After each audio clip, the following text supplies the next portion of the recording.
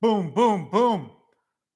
Who is ready for some deep, profound talk on a lot of male stuff? Guys, what's up? We're live. How are we doing? I hope we're doing well. We're going to have a very, very different talk tonight. And should I go live on TikTok or not? I don't know. But this conversation, there's a lot going on. I just had a client call me. It's Veterans Day. He's a vet. You got to take the call, but we're going to be talking about a lot of stuff that has to do with the mixing. Not that. A lot of mixing of my different work. So if you're watching this on the replay or anything like that, just know you can skip ahead, watch it on double speed. This presentation is going to be a little bit shorter than normal and a little bit different topics. And you can also download the transcript if you like. It's all good stuff. I make this stuff so that guys can have an outlet for a lot of the chaos and pain and suffering we feel. But I need to get something to drink because I'm going to talk for probably 2 hours now. Give me a second. Give me a second. But welcome, everybody. And I think I will put up the TikTok as well. It's so weird. It's so weird how different both YouTube and TikTok are. 1 second, guys. I got to get this so my phone can sit there. And what's up? I got to get something to drink. Okay. So we're going to get going on this. And because I have a wireless mic, you can hear me in my kitchen. I think tonight we're going to do the cherry limeade. Only the best here. Well, how are you guys doing on this Veterans Day live stream? I hope you're well. I've been doing really good. I did a bunch of stuff for work. Technically, Tuesdays are my day off, but days off means I just produce content. And content that hopefully I enjoy. And this content I enjoy. I love this because what we're going to kind of go into here is the overall, how do I say this? We're going to go into the overall result of my work. You know, this thing that I've done for maybe too long. And it also has to do with some of my writing. So let me type this in here, guys. So this is, I'll tell you a little bit about this as I type this into TikTok. So the burden of virtue is a daily meditation that I wrote. I've written almost 200 of these things, and I started in 2021. And I really like them. So some of you guys may get the dad to dad emails. But before that, there were the different DMs that I did, the daily meditations. People really liked them. They're a lot longer and much more complicated. Some are simple. Sometimes they're stories. Sometimes they're something else, right? But they take on a deeper concept. And in taking on that deeper concept, I started to work on this one. And in working on this daily meditation, I have not finished it. I spent like 4 days on it last week. And when you finally read it, you'll be like, Jesus, man, Steve, you really spent 4 days on this? Come on. But what we're going to talk about tonight is a lot of the general concepts of that. And then it might help me when I revisit it maybe tomorrow, if I revisit it tomorrow. And we'll see what we do with it. But first and foremost, guys, I have to find my notes on this call because, man, I'm telling you, I had like 10 minutes before this live stream was about to go. This dude called. The dude called. He's a vet. I love him. He's like a great guy in the group. And I said, hey, man, I got 10 minutes. 10 minutes. Happy Veterans Day. I got 10 minutes before I do this call and make it quick. And he didn't make it quick. Not because he's a bad person, but he's like, oh man, I don't know. So I just need to copy and paste this script. I think if this is it, fuck, this is not it. Man. Oh, I've lost it. Okay.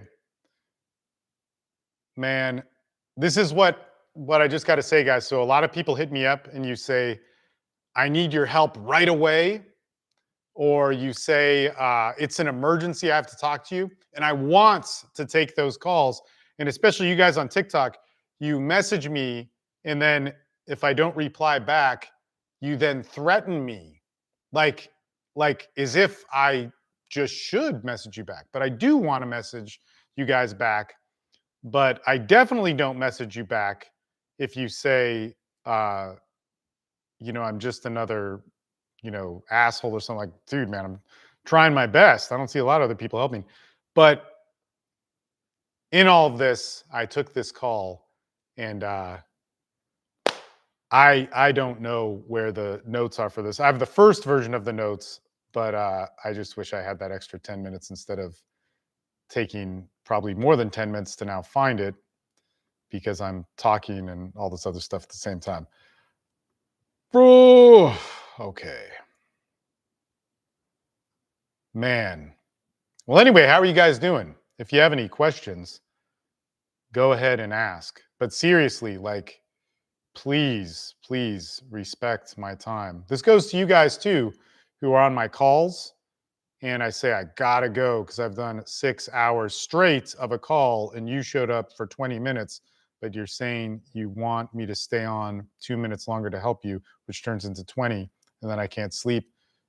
You guys, I mean, when I offer 30 hours a week of calls and you show up late, I mean, hell, I started this live stream on time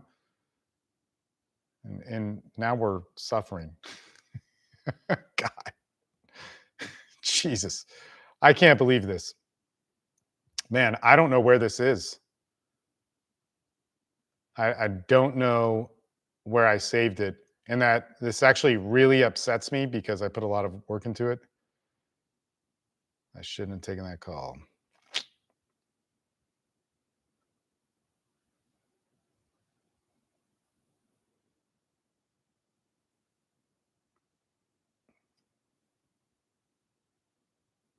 I'm sorry. I can't talk while doing this because I really gotta, I have to find this. I worked really hard on this.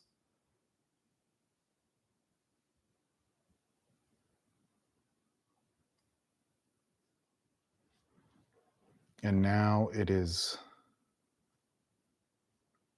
not here.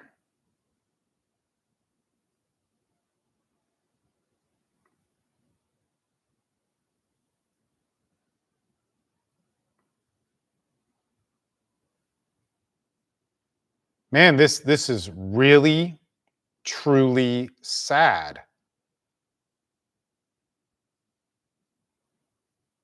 I think I'm going to go off of my old notes without the hour of work that I spent on it right before this. And then I guarantee you when I'm done with this, I'm going to find it. But isn't that the fun irony? This will be a fun video to edit.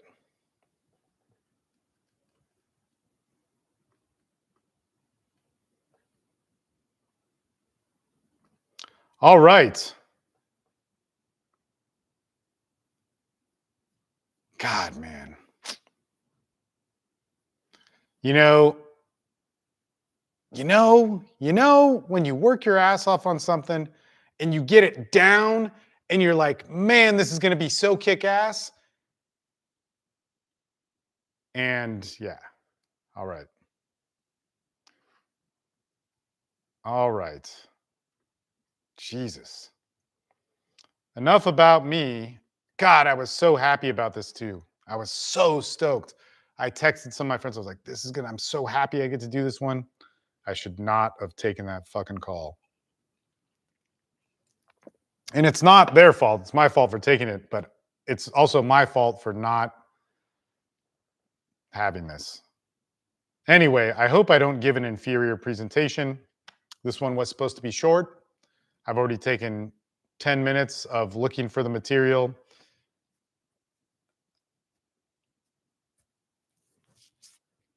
I'm upset about this. Man, that sucks. Man, that sucks.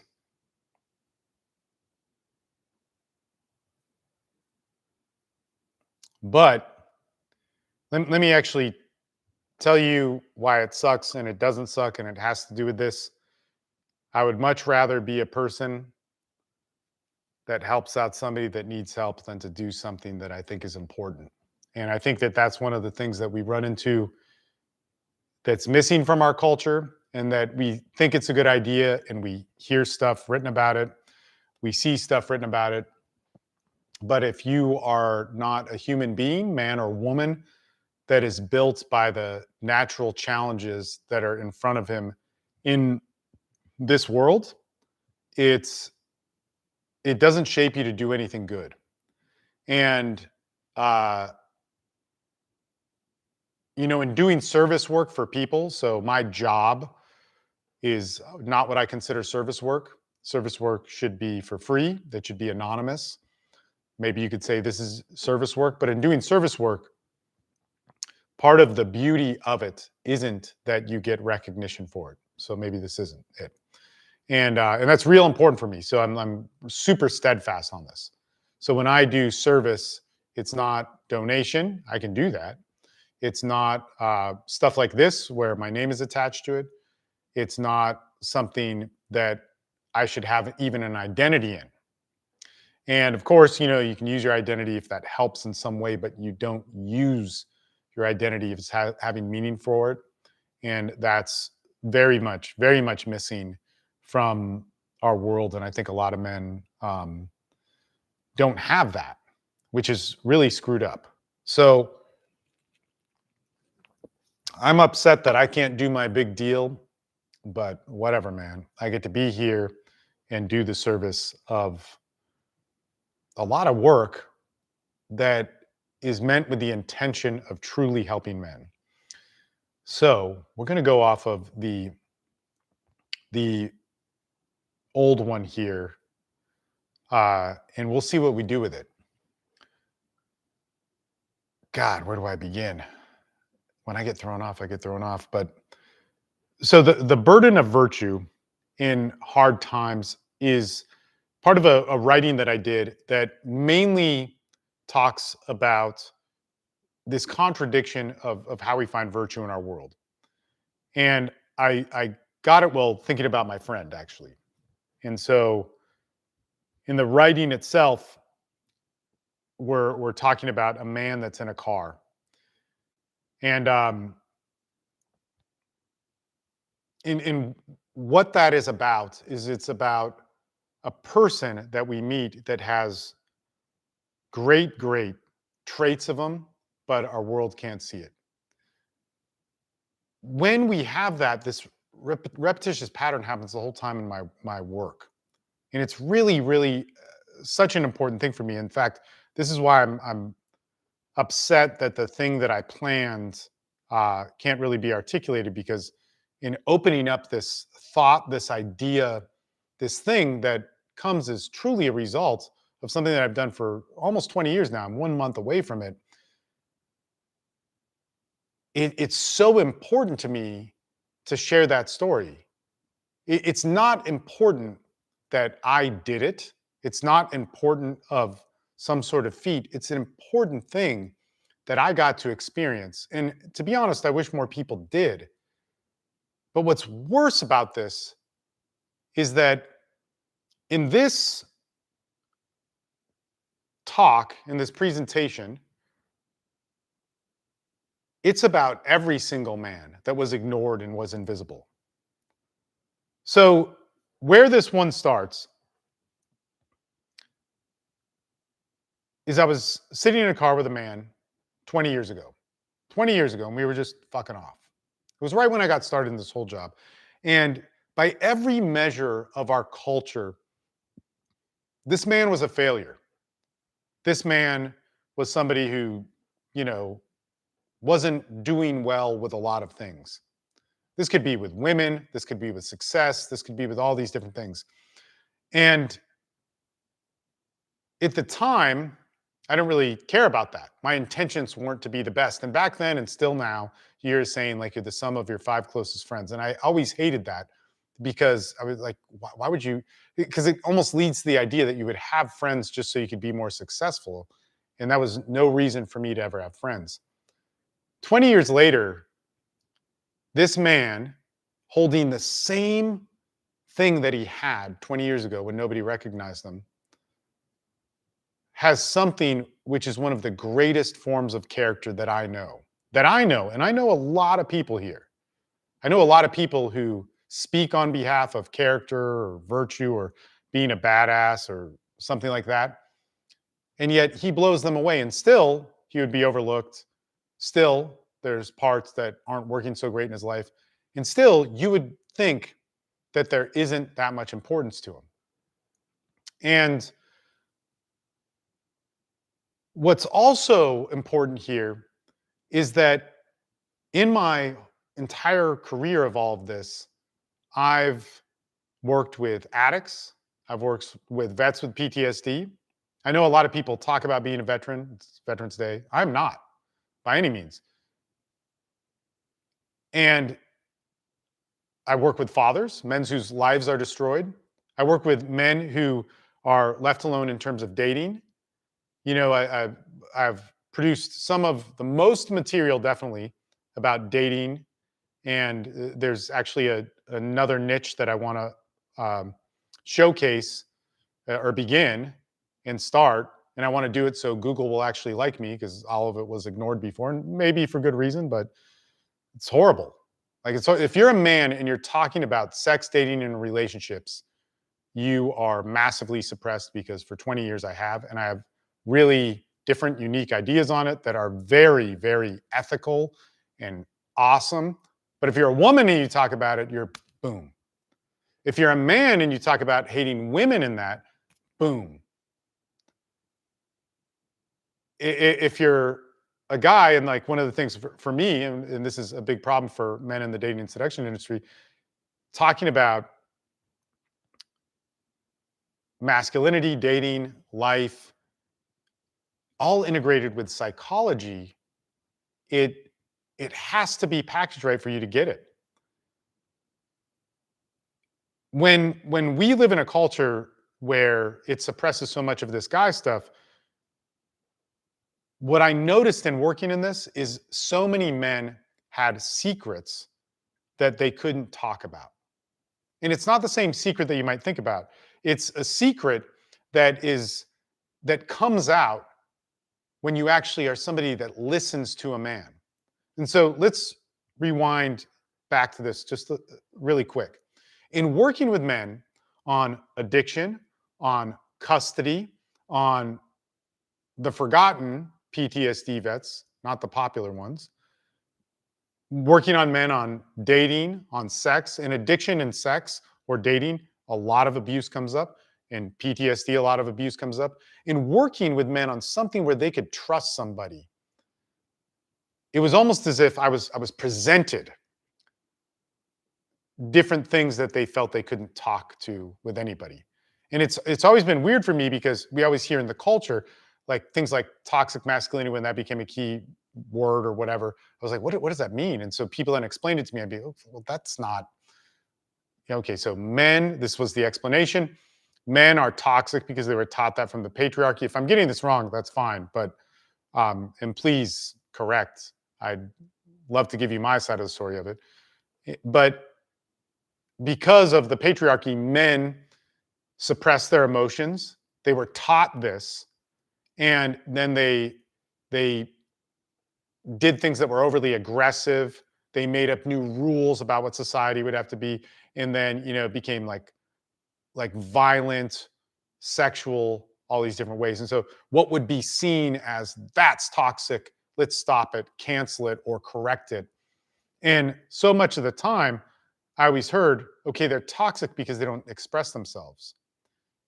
Well, at that point, for 10 years easily, I'd been inundated with men just dumping on me their true issues because they they they never had an opportunity for somebody to listen to them. See, here's the thing. Men have always been expressing themselves. Maybe not in the best way. I think there's problems with it. I agree. But that's not the only problem. The real problem is when the men actually do express themselves, you tell them how to feel. You say if they don't feel in this way, you're going to cancel them. And this happens not just on the PC side, this happens on the masculine side. And they both offer up a false solution to a man in all of it. And it's not just in divorce and custody. It's not just in addiction. It's not just in PTSD. It's in all of the things that men hit regularly. And I'd even say it's the same for women. But with men, I've worked in it so much, there's unique issues, lies, solutions, and truths to each one of those things. But it all follows that same pattern. Okay. Divorce and custody, man, walk the high road.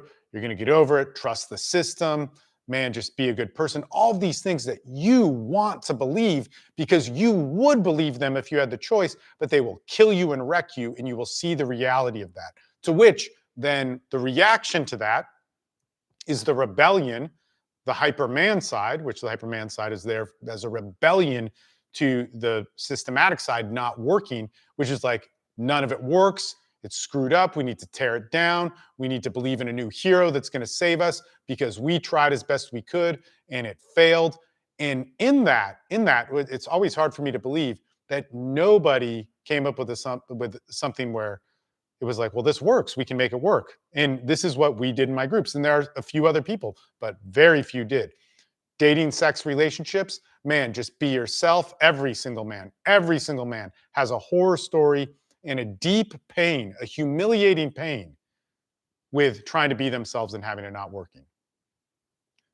Be yourself, be kind, don't be violent, be gracious. And then when that doesn't work, and again, just pain over and over again, the hypermasculine side then comes back and says, man, it's money, sex, power. Don't be a bitch. Don't be any of this stuff, right? False solutions on all of it. PTSD, I beat it, man. Well, you just got to toughen it out. And we have a megaphone. This is on Veterans Day, man. We have a megaphone of celebrity veterans talking about how this made them tough. And it's probably true. Some of them have been caught lying, which is just, it's sad. It's terrible. And they probably even did good things, even though they got caught lying. But what about the vets that didn't work for? What about the ones that were broken? And what I know about a lot of the pain and suffering in that I've worked with men is the men who were broken, it wasn't because they made a bad choice or were a little bit soft. They didn't have the edge. They didn't, listen to, the ultra masculine stuff enough. And then they had a flaw in the setting up of their life and design of why this wasn't the reason why they have night terrors after they hit an IED or whatever, and everybody died except them and one other person. This wasn't why they had they have an issue with coming back to civilization. So, but we build up an idea where, in order to actually be a hero, it's now rewritten and it looks a different part. And I'll say this, like a lot of those guys who hold that, a lot of those vets who are now very famous for it, or very famous for their service and these types of things, they could be great heroes, but it excludes a vast majority of people that went through that. That was a little bit off script because, like I said, we're off on this. And why? Because I took a call, man. That's what I do, man. That's what I do more than this. I am more defined by the personal work in helping out other people than presenting my feeble ideas. So what I want to come back to in this, if I can kind of retranslate this in my head and all this, because I'm going off of a script that has all these holes in it. And every man I've coached, every man I've worked with, which is a lot, tons, nonstop, calls all the time. Since 2013, we have had 30 hours of calls a week, every week.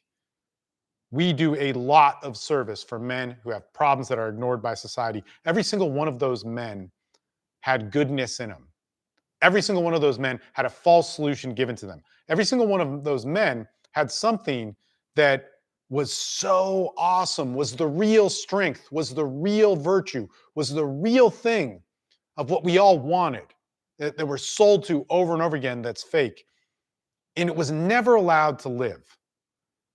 And this is where we get into what is the burden of virtue. And so to understand the burden of virtue, we have to see it from the world that we've built, the world that we lived in, the world that we inherited. This is a civilization and a culture that has forgotten what is good. What is really good? What is real virtue? And so here I want to talk about the lost language of goodness, being good. So we no longer really speak a language of virtue, of valor, of being good. We speak a language of visibility, of amplification, of adoration by other people. And yes, all those things are great. All those things are great. But when we're missing something from it, it causes a terrible thing in our culture. Goodness used to mean something about character or how you lived when nobody was looking, how you could live without performance, because it was your personal choice in you which made your character so good. And for so many of you out there, you probably want this. You're like, yeah, man, I do this, but let's keep listening here. So in Plato's Republic, in Book 8, there's a concept that's revealed, and this is about the different different systems like democracy or tyranny, right? What are the different types of governmental structures that a man could live in? And there's a part where it's described of where it moves into a democracy. And this is when good men, men with virtue, people with valor, people who do the right thing, people who understand the worth of human choice, no longer have meaning in it. It's like a man that is punching at the walls or another human in a dream sort of thing, and they mean nothing. The inert man, the empty man, the powerless man, the impotent man. Because everything that he asserts himself in this culture actually works against him. It's not just that it's inert, he's punished for it.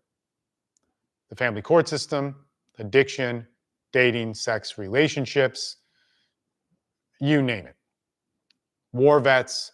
There's an aspect of this of where you are looked down on for being the good man in this. And in this book that was written, in 2,400 years ago, that breaks this all down, it says that then the result of this phenomenon produces sons, children, the next generation, the next culture, and maybe it's a couple generations in, that is going to bypass all of that and discard those things and want more selfishness, want to step over different people, to see that it would be a weakness to allow your virtue to hurt you. And of course, right? Like you're dying. You're trying to be a good person. You let somebody cut in the bread line, and then you don't have any bread. You have to act in this way. But when you have a culture that lives and exists and is shaped by that, we build a whole new disorder. So then it's like we go down to, let's say, the dystopian world of Dostoevsky's Crime and Punishment, where virtue no longer has any voice in what is created from that. And this is created like pain after pain. And so our culture makes men of virtue invisible because their goodness produces no applause. And the only chance at having any sort of virtue or recognition of virtue is to gain that applause. So we've now redefined it. Okay.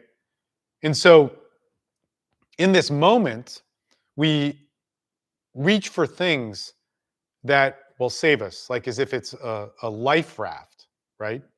In an easy fix, we're going to go for the next quick thing in front of us at the expense of the next generation. And I'd even say we are part of that next generation. The generation before us got the quick fixes that didn't realize was going to harm us, but it did. And when we're rewarded for performance or over goodness, we only do it when there's the right amount of attention. So let's bring this back to this. So let's say you're a dad going through a custody battle and you're doing the right things.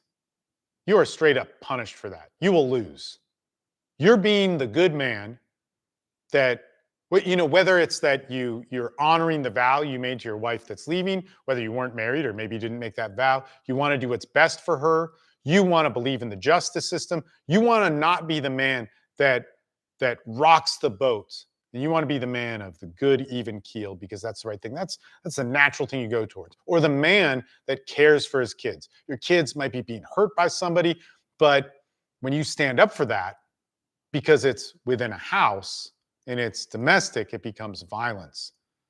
You're then treated like a criminal. You're treated like the worst thing in the world.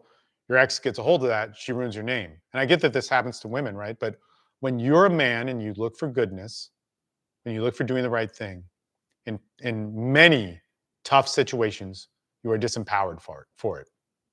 Okay? And if you haven't experienced this yet, I understand. I don't want you to experience this, but you're probably not going to know a greater depth of goodness, virtue, truth, valor, even honesty. Let's say you're a drug addict and you want to do better. You want to do good. You're starting to help other people, but you don't understand. So it depends on the degree of your addiction. But this is one of my pet peeves with a lot of the plant medicine and addiction stuff, which was something I was really looking at going for. I don't know if you guys know this, but I worked at one of the first plant medicine aftercare facilities in the world. And what people tell you about plant medicine and addiction is not true. And then you get all this flack because you're like, you're for the pharmaceuticals. Not at all. I know people that died and did not get clean from doing plant medicine. And I think that plant medicine is good. And I think that it's very, like, I'm pro it.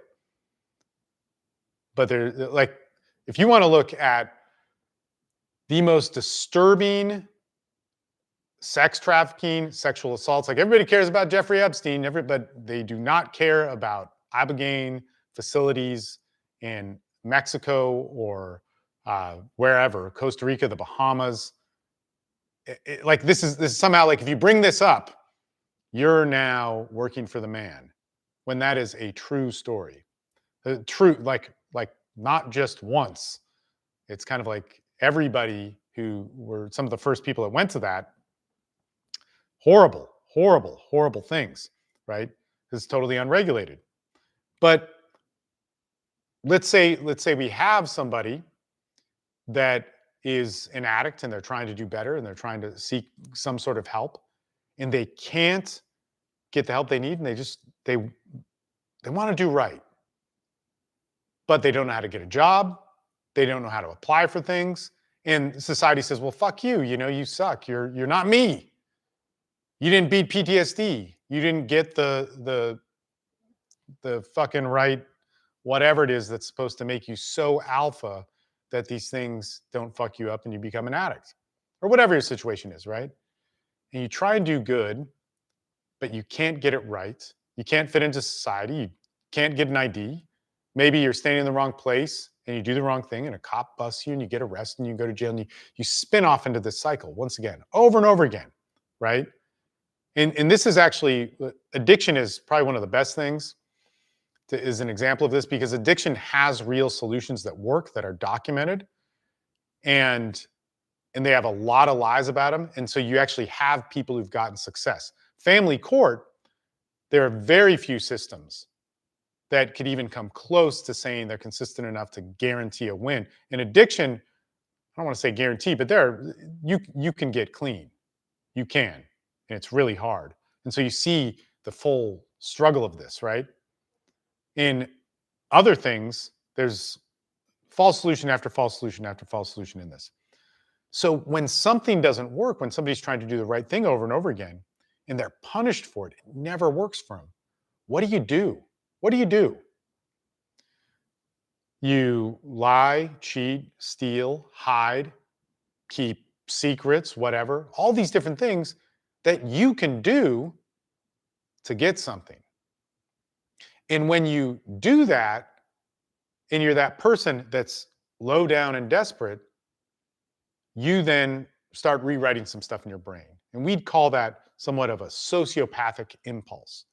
But what's interesting here is when you start to do that at the bottom level, you see that everybody also does that. And this is part of the conflict. We have a culture that does not reward somebody doing good. If you do good in this culture and you get caught in certain traps, it's not a guarantee. If you do good in this culture, good stuff can happen. But at a certain point, you could get caught in some traps. And almost every single person that I knew of a man in a point of failure was caught in one of those traps. A more socially acceptable thing would be a person in a custody battle. All right? Easier to stomach. Addict, how do I relate with that guy? Same thing. In fact, there's better answers for the addict. War vet, why are you talking about this? Somebody who's been abused is a child, and when they went to their therapist, they said this abuse doesn't happen to men or boys, or they were compared to women's abuse. They didn't feel comfortable with that therapist, so they went off and, man, all sorts of horror stories that come from that I know. And I knew these people that are dead. And within all of that, you realize that everybody will get something for nothing. The reward for doing good can end you up in a bad spot. And everybody who's kind of faking it at the top, right? Or maybe they're not, maybe they're really honorable people, but it's never really been challenged. We'll kind of get to that, hopefully, with my off script. But everybody who's at the top that's defining that says that that person failed in divorce and custody and got a protective order because they didn't have the right frame or were weak as a man, or they're an addict because, well, that's not me. I would never do that. There's something else wrong with them. Or there's this lack of relationship with it. And a lot of that could be true. Like for real, that could be true. But the thing is that there's a huge, huge, huge definition of what it means to be good from people that were never challenged by it. And that the idea of somebody failing is because they're never seen as being good. It's this terrible, terrible thing where we live in this crazy culture that becomes a sociopathic culture that is rewarded for this. And it's kind of interesting because I was going through my YouTube and unlisting videos, and there's an interview that I gave in 2012 that is all based on this. And the person interviewing me is a therapist, and they were like, man, I can't believe that this is true. Like, you're right. We live in a culture that rewards things that are sociopathic in nature and by trait. Now, this happens in the realm of jobs or with people that we don't know. We pass people. We can't have empathy and connect with everybody that we see. And that's good. That's like, we can't do that. It would make us go crazy. We wouldn't, we'd be mobbed by everybody. We have to have borders and barriers to keep people away.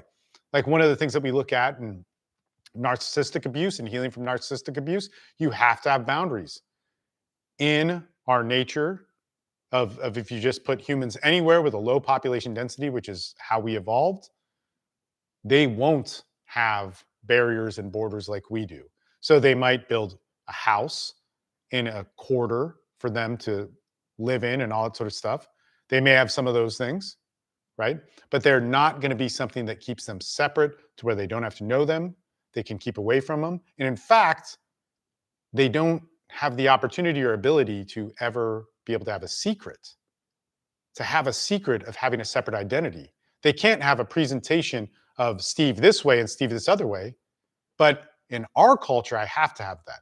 So our entire brain was shaped through generation after generation after generation for millions of years, pre-humanoid and all that sort of stuff, because that's how it works. But as humans, 200, 300,000 years, there's a whole argument about it.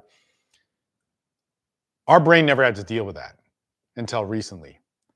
Okay. And so our culture now celebrates that trait. And I kind of have to. Who's Steve on camera? Who's Steve on the phone? Who's Steve with family? Who's Steve with these people? That's good if I can compartmentalize that.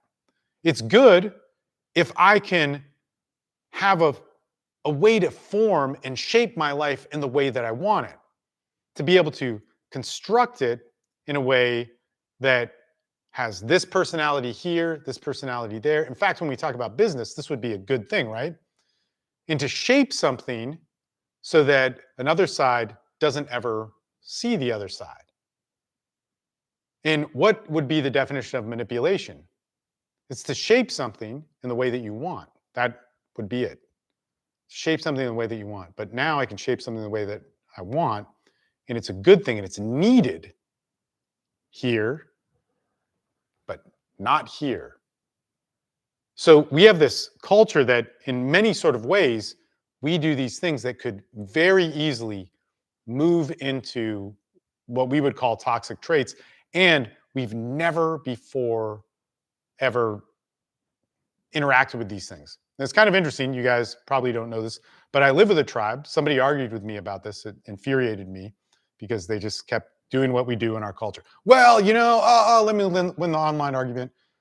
The people that I live with, it's very special, and it's a huge commitment, and I've done it for years now. It takes a lot of my life. It's a personal sacrifice of mine, and it's so sacrificial that I need to be more careful about who I share the details about that with.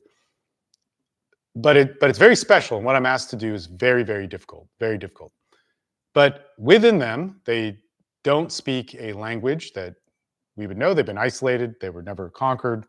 And we try and communicate in Spanish, which mine sucks and theirs sucks too. And I try and learn all these different things. What's so amazing about living with them is they've lived in a primitive way for at least 400 years, but probably before that. But they're in South America, so when Columbus hit, they were there, and then they retreated to the mountains.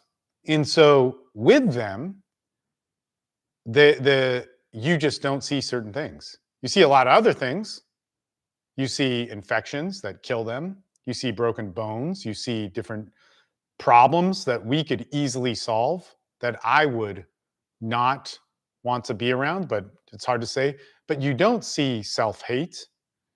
You don't see sadness that turns into contempt. You don't see certain things. And I don't want to say this is going to be true for all indigenous or people living in a certain way, but that's one of the hardest things to come back from.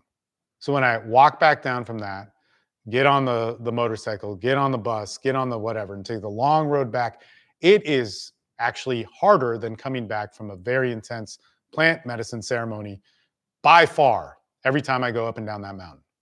And it's insane because you see how polluted our culture is. It's really, really a tough thing. And it's kind of interesting because in the entire work of my social dynamics from day one, and this is like one of those controversial things that if you talk about, it tends to get blocked and looked at funny or whatever. And this was my first template of realizing that men had real pain, real suffering pain. This is where I started helping men had to do with dating and social dynamics, which many people look, man, that's stupid. Could be stupid in many ways, but somehow, even in 2006, I said there's something wrong with the value system. This is totally ridiculous. Like I know drug addicts and homeless people that have a lot of skill with women, and I know a lot of rich people who don't. So that would mean that that doesn't work. I'm not saying that it doesn't work. I'm saying that the idea that value is the only way is a real interesting way to look at things. So we went straight with empathy. Write about yourself, inventory yourself, tell the real story of your life, and then you should be able to apply different ways of communication around that to make things work. And it does, and it always has. And what what's weird? I think this is weird. This is even weirder. If you look at all the problems of divorce and custody in our world, you would think that somebody would find a solution, but most people just bitch about it. And so I went out and found a solution, and I have provable success that we get results with that. And like truly impossible cases, this can be done. I will show you proof and have people tell you those stories of what works and whatever type of stuff, okay? In dating, seduction, advice for men. There's some people that say be yourself, but that doesn't really hold water. There's a ton of people that say money, sex, power. There's a ton of people that say authenticity, but authenticity is an image. It's not actually truly being yourself. I've done this for 20 years, man. 20 years. And in 20 years, there's nobody else. This is the most bizarrely rare thing that it's like, what? Inventory your life, look at you, and take really technically mapped out social dynamics that go from every variable that could be mapped out, and you can, from meeting people to rapport to connection to dating to every single variable within that, and map it out all based on you. That's pretty easy to do. That like you can do it, or maybe it might not be pretty easy because nobody's done it, but I've done it thousands and thousands of times with people. And it's just so weird that the idea to even look at that would be absurd to so many men, to so many people. And we see it also with women too. So there's a whole bunch of this stuff. Man, I really wish I would have been able to properly prepare. All I needed was 10 fucking minutes. Anyway, I think I'm going to do this presentation later. This presentation is actually really, really special to me because the burden of virtue, the daily meditation, the thing that I wrote that this is based off of, is based on a special friend of mine who's not doing well. And he's probably one of the best men that I'll ever meet. And I'll just go back to this and free flow it, and we'll open up the line for the Zoom thing. So, today's Veterans Day, and I work with a lot of vets, and then I'm in Austin, and there's all these people that are like the cool vets. And I'm sure they want to do good, but nobody's really helped a lot of people that are in a lot of pain. And I was thinking about my friend who's just a great, great guy. And you would never think that. And you know why he's a great guy is I'm a dad who couldn't see my kids. I'm a guy who had a lot of problems, a lot of issues with drugs and alcohol. That's why I know so much about addiction. I've been clean for a long time and done a lot of service around it. And when you see somebody have their life torn apart around them and they can't function but always make the right choice, that's impressive. And so this guy sat in this car with me, 20 years ago, and I barely knew him. And he actually had a knife with him. And he said, I'm going to go kill this motherfucker. And I thought, well, okay. And I was like newly sober or something or whatever, or trying not to drink or kind of in that phase. It's kind of okay. Sounds like a good idea and a bad idea, whatever it was. And with the whole story of that, you would say that this man is evil. This man is bad. This man is toxic. This man is whatever. As the story goes down with this guy, he didn't kill anybody. He tried to work whatever job. It's very hard for him to work and focus due to his service for the country. Pretty much was left high and dry. The VA can be good and bad in a lot of things. I took him to a lot of the different things there over the years. And here I was always working with people and helping people coach with different resources and then offering different things that I find to them.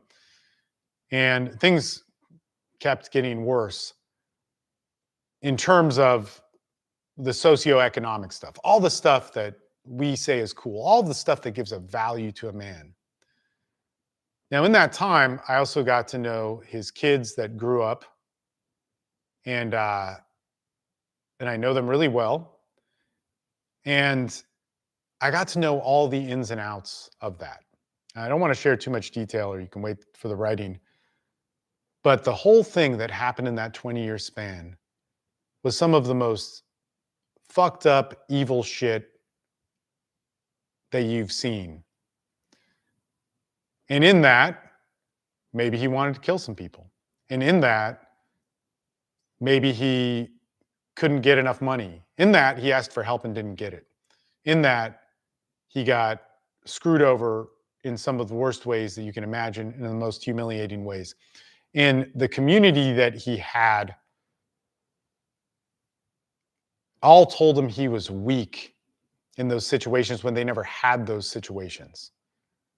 And if I go back and do the math on his life, and I really wish I could share more details, I really wish I could have prepared this, but whatever, we can do it again, whatever. This guy made the best choice every time and was the good person. Better than a lot of people I know, by far. When it came to his kids, when it came to the horrific things that happened to them, and the different ways that they were abused, and the different ways that they were fucked up, he would leave anything to be with them. And in our society and culture, it doesn't give a fuck about that guy. I sent him a message yesterday as a joke that said, I'm going to make a social media post with the American flag about Happy Veterans Day, and then I'm going to forget you exist like the rest of the US. And, it's a personal joke between him and I, and you can think whatever you want of it. But that's how he is treated. That's how almost every single one of my clients is treated.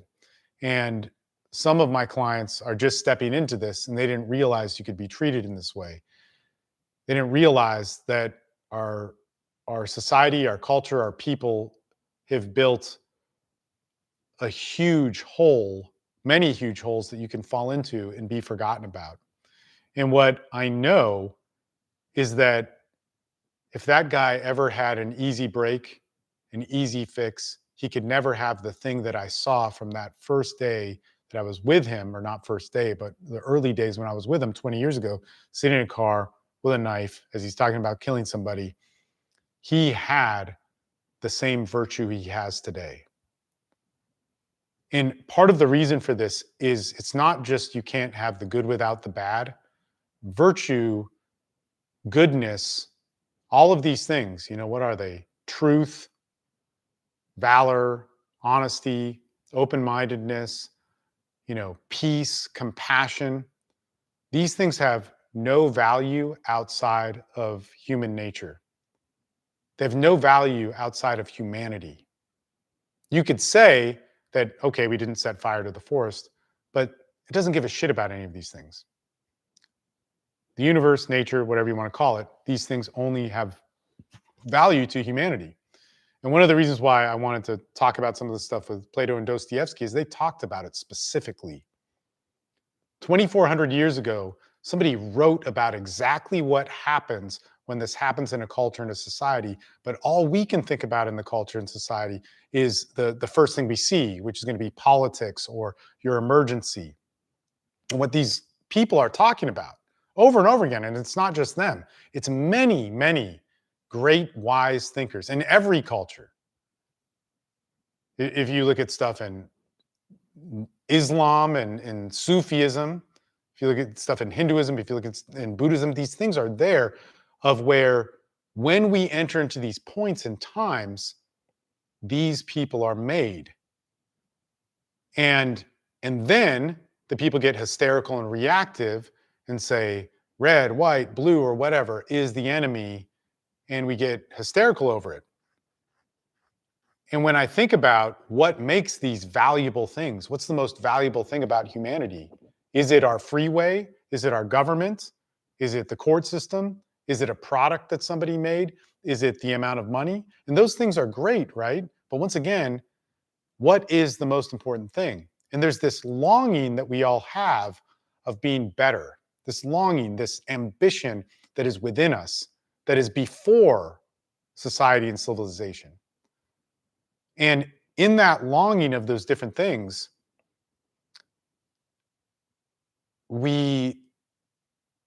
there's a purity to it. There's a reason why we have it. And those things are harder and harder to get in complicated societies. And this is why virtue is valuable. And this is why it has to be a burden. It's not just that we have good and bad and they have a relationship with each other, or somebody said they're dependent on each other, is that in your life, if you're ever going to know the value of honesty and you don't know the scorn and pain of a lie, you don't know how deep that goes, you won't hold on to the value of honesty. Because if you were not in a culture that was chaotic and nuts and part of the human experience in this awesome thing, you wouldn't have a need for honesty. If you were in a smaller population, it would be so easy to understand the lie and the truth.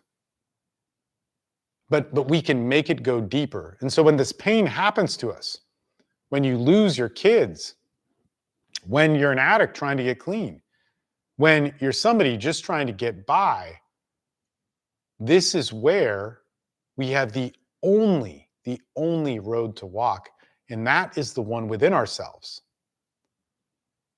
And it's such a crazy thing because in every single person that asked me for help, this was behind it. Almost every single guy that talks to me about divorce and custody talks to me about the rights, the freedom, the inability to see their kids, the bond between father and son. And then, of course, in the pain of that, it's like, but tell me what works. Tell me what I have to do. Tell me the exact plan. And so this thing that gets birthed out of pain, this ideal to work towards, is so, so special. And we wouldn't have it without culture, history, society, and the tortures of it. And that's what we have in front of us now. And I really want to say we can't be stupid about it. We have to stop seeing that the immediacy of the solution that comes out of pain is not going to be the answer. We have to see that the thing that's right in front of us, the thing that's easiest to villainize, is not going to be the answer. And that if we value real wisdom, really seek it out, right? I was talking earlier about parenting. Really seek it out. Don't just listen to some guy on YouTube. Really seek out what it means to be a good parent. Study it. You should. Why would you not? And why don't we do that with things like wisdom? And we don't. I seriously, like, almost lost my shit when I'm reading a book from 2,400 years ago and they're describing my exact work and the result that I see that's tremendously difficult to explain.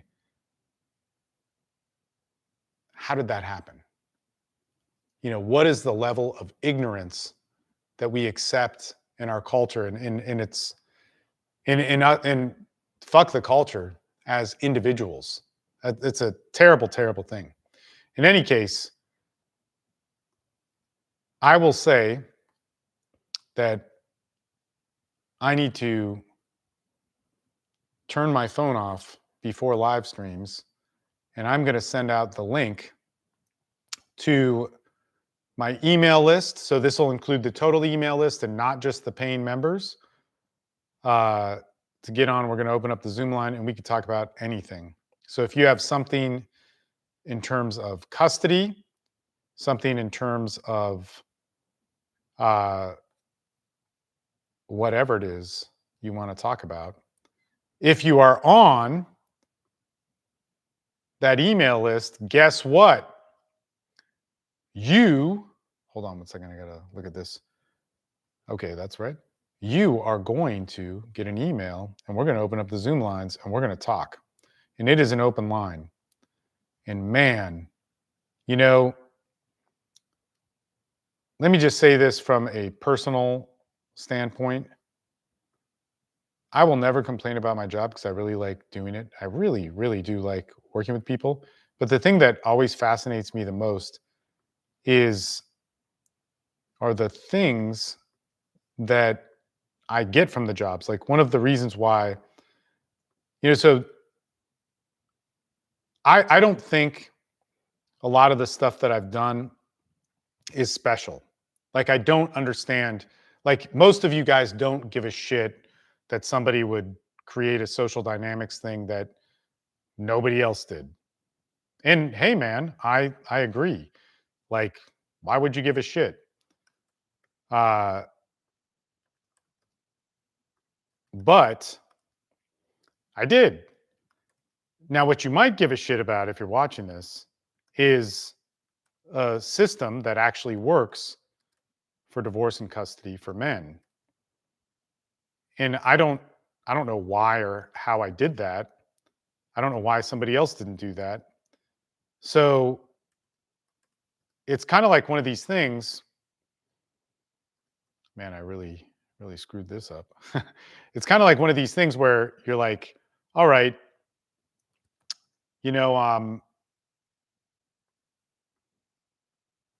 I will say that there might be something different about me in terms of like some weird creative thing of tying together abstract concepts.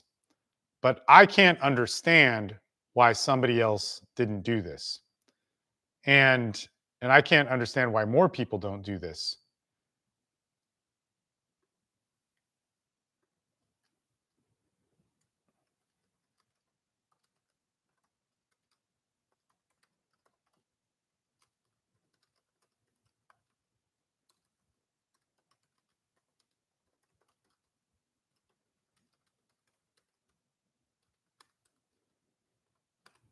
So there might be something about me in that whole thing, right? There might be something about I have a creative ability for it. And all the new material that we're trying to make for narcissistic abuse and the study of the disorder of it, there's definitely a unique take to that as well. So that's there. But within all of this, like, I think that it's so important that if I were to say where this comes from, it's coming from trying to help people. And it's coming from trying to be of service in certain ways that I learned early on that a lot of people ignore. And we have this available to us. And so when I'm seeing these things, and like this is also could be like I get tons of stuff wrong. I'm not always right by any means.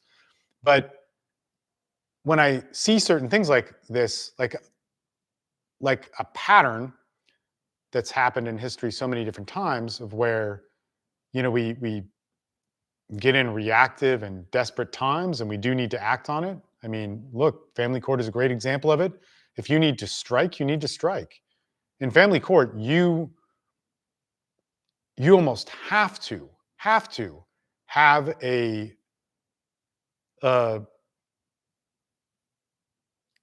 sword that is going to cut something.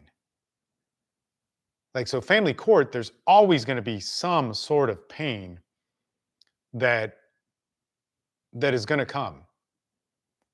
And that really sucks. And you're going to need to have to fight back, and you're going to have to fight back hard. And if you don't, you suffer more. But from that, there's something that could be done good with it that doesn't have to make us just savages and nuts. In any case, let's see how this Zoom line's doing. Hey, we got lots of Zoom people. Okay, the party's here. So dudes on Zoom, if you want to talk, you can. Nobody can see your video. But right now you're muted on my computer, but it's live on TikTok, and it's also live on YouTube. Hear you. So if you want to be heard, I can unmute you. You can raise your hand and we can talk. And if you don't want to be heard, you can write in the chat. And actually, I can mute these dudes if you care, because and the whole thing is I don't want you to be put in an uncomfortable situation where you're like, man, you get it, right? Do any of you guys have questions or comments?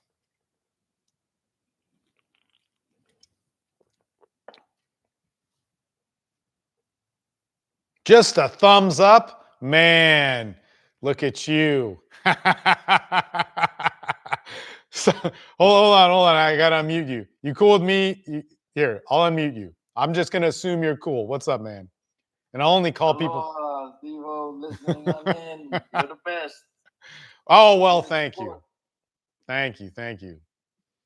Man, I'm so bummed I didn't.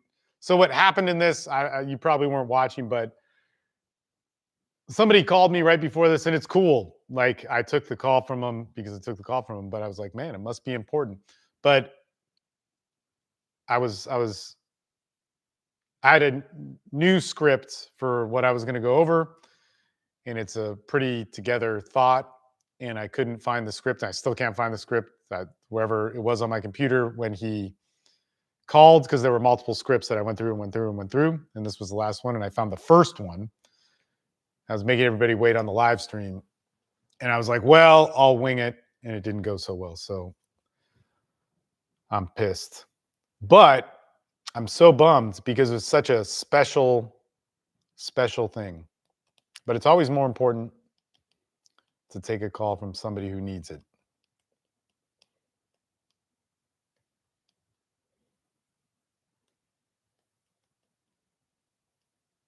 Man, that's all you got? Hey, Steve-O, you're the best? What the hell, man? All right, let me check on YouTube and see what kind of questions are on there, and then I'll check on TikTok. Okay.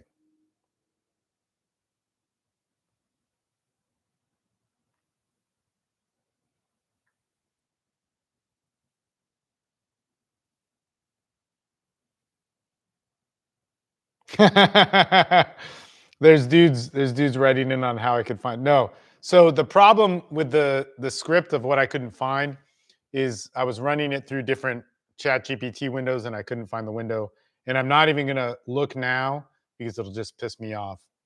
Because it's probably like right fucking there. And it's such I just wish I had it because I could make the points without, I could make the fucking shit that I wrote. That's what I could do. Anyway, whatever. It's all good. I've done so many of these. Like when you're used to recording lots of content, and when you're used to doing that, you make a lot of mistakes. And it's a part of it.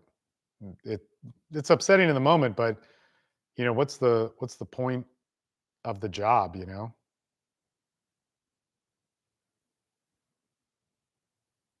Okay. If they're okay sharing, I would love to hear, as I am getting hammered with false allegations or false accusations. Yeah, no, that's a big one. So, silver bullet is being used against me with no evidence. Okay.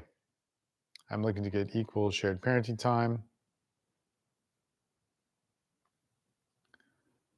I mean, these things. So this is what's so crazy about my job. If you ask me things that I'm quote unquote an expert in, uh, I usually have like a pretty thought through answer. So with these ones, I'll get to them. So we have something on false allegations. We have something on the silver bullet. Um, okay. So I'm looking to get equal and shared parenting time. What's some of the best ways to get that? Okay, so there's different ones, and you're getting silver bulleted. All right. Where do we start with this one? This is kind of a big one. Matrimonial court in the middle of a divorce. Okay. See if it's possible to get a biased judge recused because I'm pro se. This female judge will not listen to a word I say. All right. So there's a couple things here, guys. This is actually some pretty important stuff and goes along with it. And you know what? I am going to be a selfish asshole and try and integrate the points of what I was trying to make in this. Okay, so the first one, let's go with this. I'll get to all you guys. So TikTok, bear with me. I don't want to say your name because I don't want to expose you. But actually, no, you know what? This guy gave me the #1 glitter badge. I don't know what that means on TikTok, but we'll go with this. Okay, and then we'll go back to YouTube. There's actually 2 questions here on TikTok. So we'll go TikTok 1, YouTube 2nd, and TikTok again. Okay, so this gentleman is writing in here. He's saying, it says, I'm looking to get equal shared custody and parenting time. What's some of the best ways to get that? And have the silver bullet used against me with no evidence. All right, so what we have to look at here is I don't really know exactly where you're at, so I'm just going to take some generalities. And so you really have to understand to do your due diligence on this. Everything in family court is extremely hard. And everything you hear about in family court, it gives you brief advice or there's some of that out there and then we want to listen to it. So we popularize it with the algorithms and we reward it and all this sort of stuff. It's complicated, man. It's really complicated. And you're going to really have to look for this. So first off, with a silver bullet, man, I would just straight up say, get into my free community. I mean, you're insane not to. You need help and you're going to need guidance and you're going to need to talk to people who've beaten that and they exist. There's 4 of them who definitely had some pretty extreme false allegations that are on this call that was just emailed the Zoom link out to my free list. And there's 4 guys on here who've had totally insane cases. So it's yeah. Oh man. That's some bad news. I just read the chat in the Zoom thing. Whew. All right. Well, when we get into things like false allegations, the silver bullet technique, we have to fight it strategically. So here's the deal. Step 1, if we have false allegations against us, we have to deny. Okay. We don't want to argue. It's not an opportunity to say, she's a liar or she sucks or I'm being manipulated. It is the opportunity to say that this did not happen. Okay. And then you have to start realizing what are the different roles of a CPS or a CPS officer, a custody evaluator, a guardian ad litem, a judge, a court appointed therapist. What are the different roles within them? And this is actually a video coming up where I will have my phone off before, well, I'll prepare for it better. But today I just pushed too hard. 2 live streams and then a bunch of calls in between on my day off. So with that, that's actually really important to look at. So that live stream will be coming out in a couple days. It's the next one in the queue, latest Sunday night. Again, if you're on my free list, you can attend it.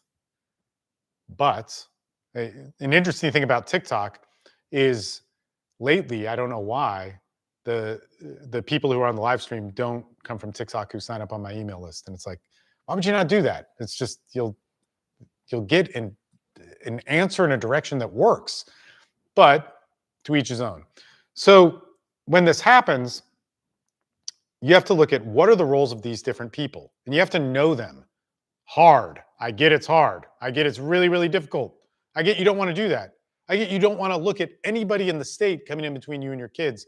And the reason why you need to understand them is because, as we have on the call right now, somebody's saying that they're screwed by it. Two people there are actually screwed by it.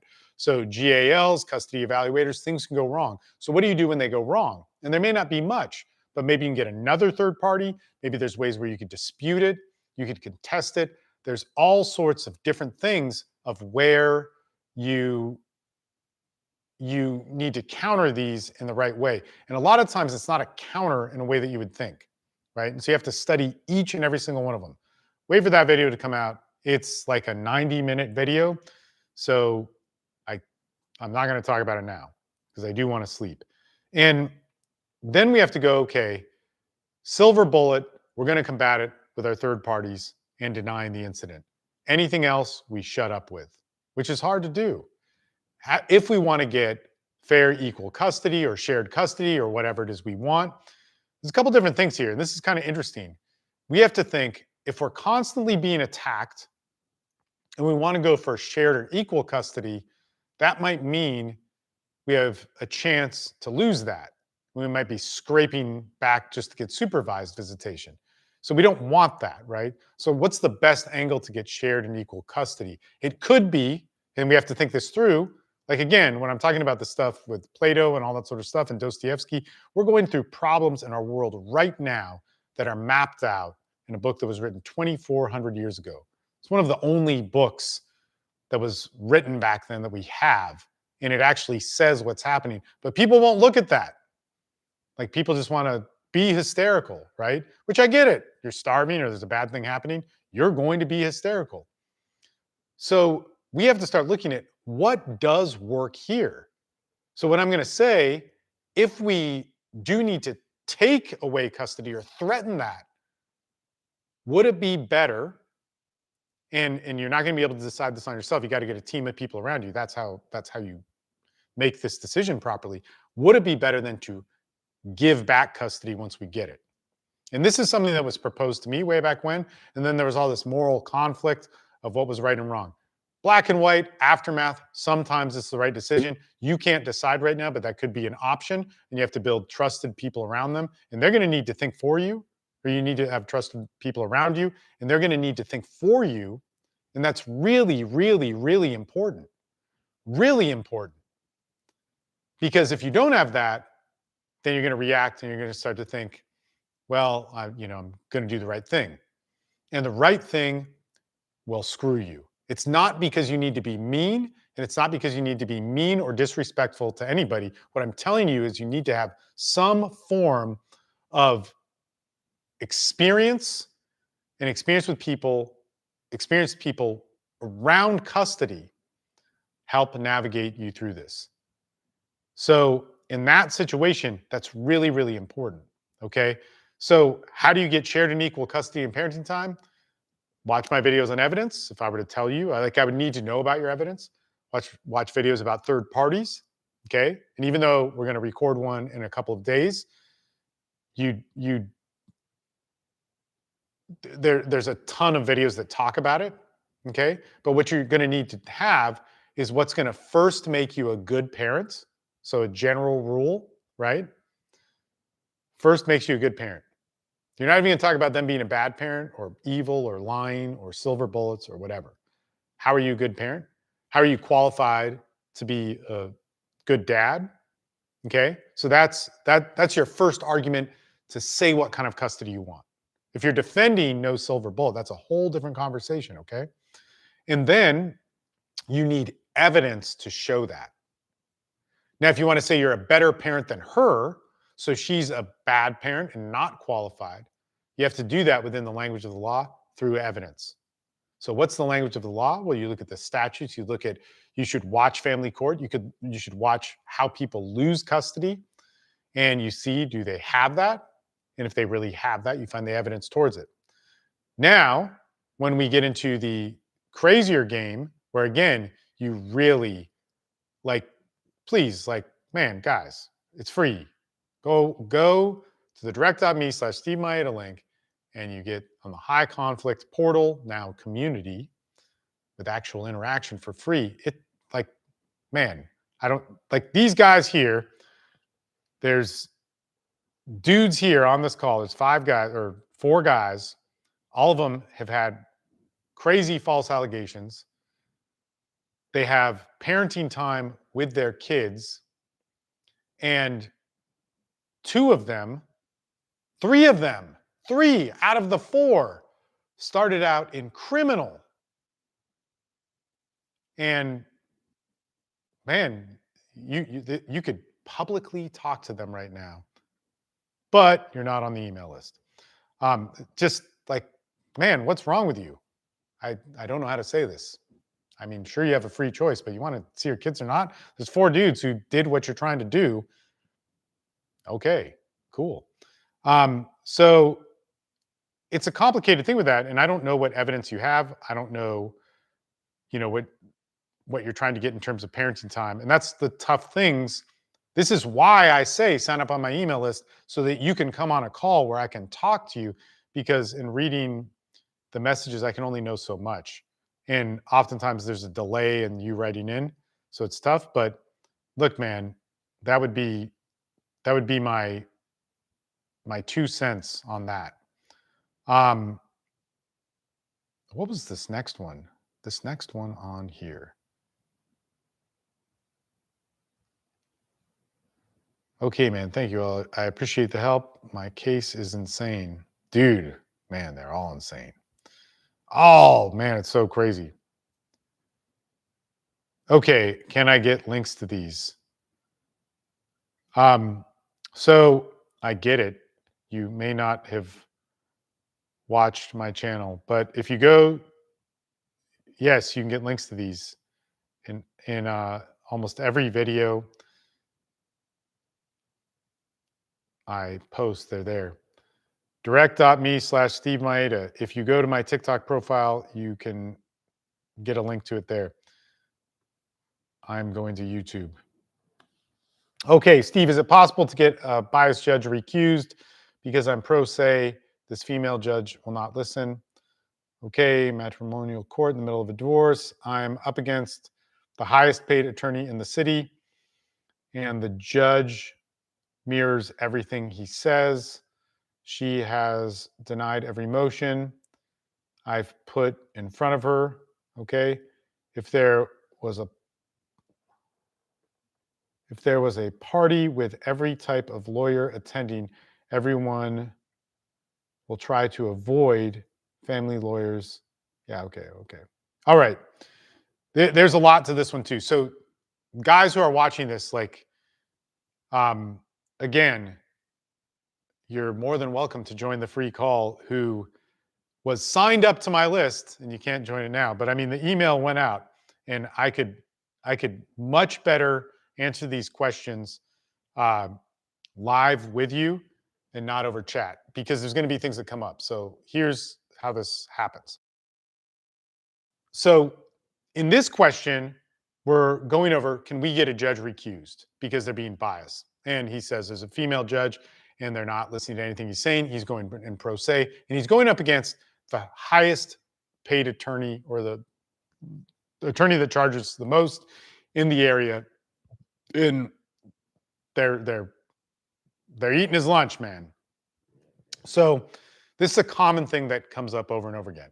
So when we look through this is a bad thing, it's a terrible thing, it's a hard thing. And one of the things that we see all the time in my groups is we come together with this pain very, very much. Like we come together with it all the time. And there's a lot of support. But the other thing about my groups, or at least the upper tier group that is on the call right now, and actually, just so you guys know, if you were on my high conflict custody community and portal, you could be on this call right now where I could talk and interact with you, which would be much easier than answering these just from a text format. But what we would do in our upper tier community is all of us work very hard on our cases. So then it goes, what was done wrong? What could be done better? Okay, so even if it's the most biased thing, so which then I'm mobbed by everybody saying, but you don't understand. Like I do understand. So all I deal with is high conflict cases that are probably worse than you could ever imagine. I know you think yours is the worst, but if we want to waste time and compare, we have won cases that are harder than anything that you could ever imagine, and they're horrific. And they cause deep, deep damage to kids and families, even though our guys win, because it takes a long time. It's very difficult. So we get so caught up with this discussion and these comments that happen from everybody, we have to calm it down. Because from me, the person who runs the group that has been around the longest and has the most amount of guys who've won that talk every day of the week, I'm going to tell you that you've got to calm down. And I know that's impossible and that's hard, but then the next answer is if they're shooting down your motions, did you file them wrong? Was there something wrong in it? What is the loophole that they're going for? If the judge is biased, every biased judge, so biased judges suck. Like it sucks, it exists. I'm not saying it doesn't exist. But again, from the guys who've won in a situation like yours, that they're just atrocious, the answer then is to keep going to court, following the process as best you can. And sometimes, but not always, definitely not always, people that go through it pro se and learn how to work the system in the best possible way, study it, file things right, present right, be able to address the courts right, all those different things, that they'll win over the judge. And that's the best thing if you're stuck in the pro se situation. And many of us end up there. I will say this also, the most screwed up and horrific cases that we've had in our group that have the biggest wins. So the biggest wins coming from the worst tragedies. It's pretty two doubleheader, right? Biggest win, worst tragedy. They ended up pro se because they ran out of money. So much like you, where there were biased judges, biased custody evaluators, biased GALs, biased tons of stuff. And when you hear those guys say, just don't give up, they're not like the fake false solution, hot air, don't give up because, somebody ran a marathon or something and not won in family court. They could also tell you what you would need to do, what you would need to do to be able to get through that. It's really, really complicated. To get the judge recused, it may not be. So here's what you got to weigh with that. If it's possible, can you research how it's possible, how it's happened in your district? So for instance, I emailed out this article to my list. And let me tell you what this article is about. I wish I could share my screen, but I got to find it first. Okay, so I emailed this article out, and it's public, so you could find it, but it comes from the San Francisco Standard, and there's two articles that are about this case. And this guy who I talked to, and he's done, man, I don't want to at all say I had anything to do with his case. He is a badass. But Guilherme had his kid kidnapped to another country, and it's become this horrible struggle. And because a judge would not, keep the child in the country and allowed the mother to leave, that judge is fired. And you can see her picture right here on the article. And, and I'll tell you this, like he did kind of what every dad would want to do, is to get a judge moved into a lower court and lose her status for making a decision. And he did that through press and media, which all of you guys, I know you want to do that, but he'd be the first person to tell you that the only reason why this is there is to have, I don't want, well, you could read about his case, but have Interpol go and get his child because he's in a non-Hague country. So there's no cooperation with the United States, basically. And we've had cases where that has happened. So in cases like that, those are really rare. And you could talk to this guy. Not on tonight's call because he's not here, but you could talk to him. But in that situation, it probably would have been better if he could get the judge recused, but how would he do that? How did that happen in the San Francisco court before? And it's pretty rare. And so usually the ways that guys have done it in our group, which is really rare, is that if there's some sort of conflict of interest in cases that judge has worked with somebody before, and I don't think that exists. On just a bias level, you're going to tie up your court case for a long time with that, and that's one of the big problems with it. So you don't want to waste time in your court case, right? You want to be able to look at what works. And so what I would also like to know about this is if in your court case, well, let's see if you've written in, if in your court case, he is not. Like, what are you up against? What is happening to you? You know, what in your court case has been ruled against you? What's the arguments? And then I would think there would be a better idea to look at how to argue those arguments first. There's actually a lot of questions here on YouTube. You know, I'm not even going to say this anymore. I'm really sad that, really doesn't matter too much, but it's like at a certain point, why am I trying to talk you into my free list and free stuff? Get it or not. If you're interested or not, I mean, man, if you need help, get the freaking help. It's free. That's all I can tell you, man. I'm maybe not in the best mood to answer that comment of I should convince you to get free help when you're screwed. And there's a bunch of guys that have answers here. Okay, it took me 4 years and $700K. Jesus. Okay, ask the judge to present whatever evidence they had using to go against you and the laws they have. Okay, but after you fired your attorney for $130,000 later, but really over 200K with all the evaluators. If you find out one of your lawyers works for the other firm, well, in that sense,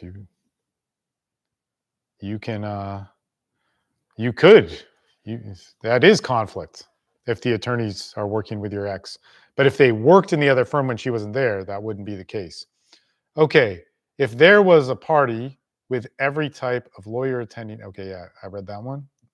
Okay, my ex got served. Then the following day, she went and filed an abuse order with false allegations and got a year out of another courthouse. And then she didn't show up for the first motion. Man, you are like one of our group members. This is such a common story. And it's weird. So this person writes this in, right? So they serve their ex. Actually, hold on, so this question is they serve their ex with papers for divorce, custody, something with family law. And then the next day she goes and files some sort of protective order, false allegations, something like this. And then the court takes that, the false allegation claim is going to supersede, visitation and these types of things in family court. So it's going to basically block it until we determine whether or not, or the courts determine whether or not, abuse happened. And it's a false allegation. Well, at this point, and this person's describing this is like so many people in our group. This is the exact story. So many people. But at the same time, for that judge, it may, like, we're getting an abnormal, we only deal with high conflict. So that judge is actually, may never see that. Like, they don't always come into that. So in our group, we see it all the time. Okay, super, super common. Probably that judge gets it quite a bit too. It's terrible. But they get a bunch of other stuff in between and it gets confusing and hard to see. So in these situations, this is where everything has to switch. Okay, so at first it's like, well, I'll go with the system and justice, and divorce can kind of suck. At the moment a false allegation happens and it enters into the courtroom, whether your ex knows it or not, I think you need to switch immediately into a war gear. And that's a specific war gear. Let me define that by also saying, please watch my other videos talking about this. But let me define what that would look like. Okay. Is that you need to start understanding that this is no longer something that we're going to negotiate, talking back and forth between her and you. It is now a legal matter. I would recommend, highly recommend, you talk to an attorney that has dealt with the false allegations. Do not talk to a regular family law attorney that doesn't understand these things. Do not try and take a high road when you don't have a legal game plan. So you've got to talk to people about that. So I'm not sure where he's at in this, but when false allegations happen, it's a false allegation case if it's entered into the court. That needs to be dismissed as quick as possible, because the longer it hangs around, it's just going to screw everything up. And it's actually not arguing for custody. It's not arguing for really anything. It's just saying whether or not you were abusive, and you have to prove that. Okay. Now, family law is different because you probably have this idea of what due process is supposed to be like. You probably have this idea about what judges are supposed to look for and what evidence is. And there you should watch a lot of my videos on that, breaking it down. But most importantly in this, you need to know that family court judges have discretion, which will say that they just need to think that there's a possibility of abuse to grant that protective order, to make that protective order permanent. Okay. So it starts out as a temporary one, which could be 2 weeks, but it might last 3 months or a year, as is said here. And that protective order, it blocks everything. And you'd still have to pay child support. You still have to do medical and dental. You still do all these things, but you would be totally disempowered as a father. So we have to make that the priority, and it has to be argued in a court that can just have 51%. You know, they can just, it could be possible that abuse could have happened, which is really crazy because there's a whole bunch of loopholes that could slip through that, right? So abuse isn't always remembered. If it's not nailed down to a certain date, time, and place, it could be like, well, we don't know when it happened. And so how do you just prove something where there's no date, time, and place? And so it gets really, really tricky. And you have to do it along with the process of the courts, which will then probably involve a bunch of third parties that you need to know how they work. And when they fail and screw up, you need to know how to integrate them. Okay. Let's see this. The same way my wife did it. Yep. Okay. I don't know how to find the Zoom link. And I'm on your email list. What? Well, let me look.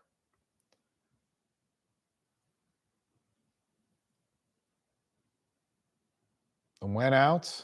Yep, went out. It's an email titled Zoom line is open. 94 people have opened it, and only 4 people have clicked. Okay. So there are people here on the Zoom line. I'm going to do this. So right now, people on the Zoom line, if you have a question, you can talk. I would highly recommend you write your number in the chat, because some of these people may have been here for a long time. And nobody can see your video, but as soon as I put my speakers on, everybody on TikTok can hear you and everybody on YouTube can hear you. So if you want to talk, you can raise your hand or whatever. And I just want to explain a few things. You don't have to answer anything. You don't have to talk. If this gets uncomfortable, you can cut it. So it's all good. It's no big deal. And I'm just going to call you by your first name. Share whatever details you want, but be cautious about your case. It's going online. I don't know if anybody will recognize your voice. Did you want to say something?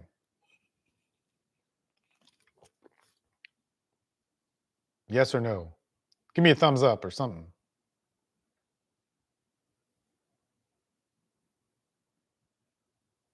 I'm not going to unmute my speakers until thumbs down. Okay, yeah, cool. No problem. You're good. You're good. I actually can't hear you because I should plug in my headphones just do it. But it's cool if you just want to listen.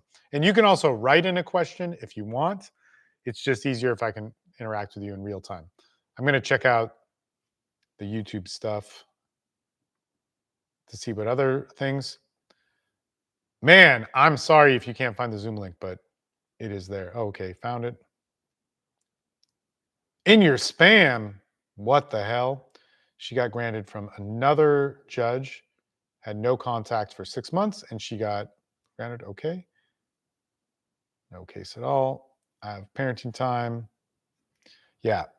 So, you know what also you're going to find out in high conflict stuff is that when it comes down to getting parenting time, we want to get as much as possible before we start fighting our case. Okay? Now, most people, we get blindsided. I get that a lot of you guys may not be there, but you get blindsided and then you have to fight. And it's kind of like a different thing because you have to fight for your life to beat false allegations. It's just such a horrible thing, right? You have to fight so hard. And then when you're fighting for, what's fair visitation and custody and all that sort of stuff, it's kind of like a little bit of a different game. So that is there. It's a big, big one. How hard is it to fight a motion to enforce an email agreement from an MSA when I never signed anything? Okay. So this is another thing too. Look, I want to answer this one with so much compassion. So oftentimes we don't get served. We didn't sign something. We didn't sign an agreement. We didn't sign something in mediation. And then you get a motion to enforce in that. So this is so screwed up because we didn't sign, or maybe we weren't served something. And now we're being punished for something we didn't know. In this case, this is where you got to see how your judge works with it. So technically, you're totally right, man. How is it that this happened? It didn't follow the process and it's not working. Well, in family court, there's so much discretion. It's so crazy.